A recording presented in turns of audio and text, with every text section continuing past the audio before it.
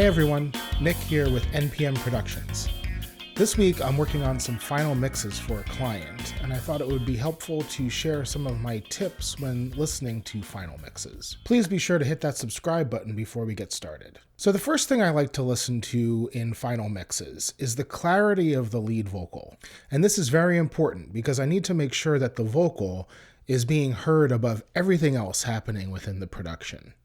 So you may have a lot of synths, a lot of drums and percussion going on, but I really need to hear every word, all of the diction, and everything that the singer is trying to show. A lot of the issues I hear with lead vocal have to do with warmth and presence. And sometimes a reverb needs to be changed out or something needs to be adjusted with the EQ or compression to better match the mix.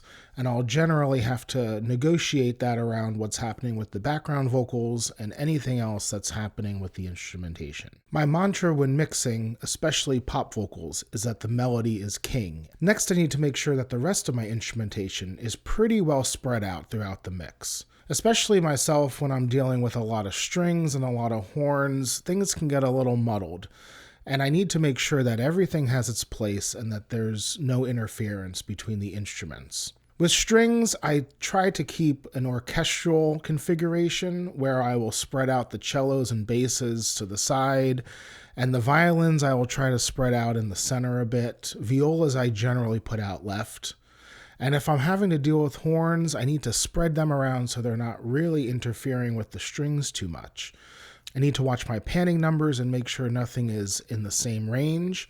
And I also need to adjust EQ to make sure that some of my more prominent horns are not interfering with a lot of my prominent strings. As always, I try to keep my drums down center with my bass, and depending on whether it's a guitar-centric tune or a piano-centric tune, I'll have to find a place for those as well. My third step is really listening to the overall clutter. Is there too much happening at the same time? Is there too much that's dividing my ear away from the vocal or away from counter lines?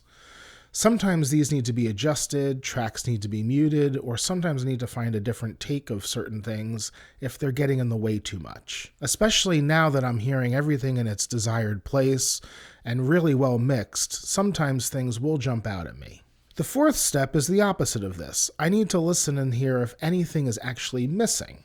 So perhaps there is a counterline that needs to happen in response to a vocal, or maybe there's a hidden element I just didn't hear throughout the rest of the production and I need to add it.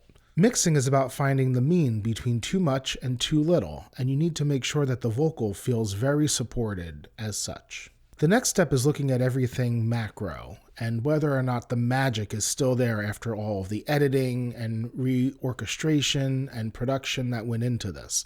A lot of times the instruments are played separate from each other unless you are a band and playing in the same room.